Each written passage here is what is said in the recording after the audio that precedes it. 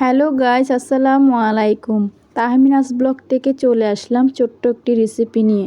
রেসিপিটা আপনারা দেখতে থাকুন। তো আমি এখানে তেল, পেঁয়াজ, টমেটো দিয়ে দিলাম, কাঁচামরিচ সহ একটু নাড়াচাড়া করে নিচ্ছি।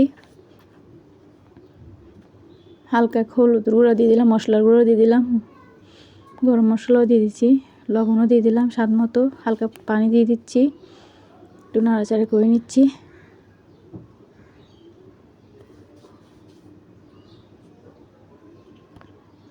ঢাকা দিয়ে দিলাম কষানোর জন্য। কষানো শেষ। তো আমি আরও কিছুটা পানি অ্যাড করলাম, সাথে পেঁয়াজগুলো দিচ্ছি, যেহেতু এটা পেঁয়াজও রান্না হবে।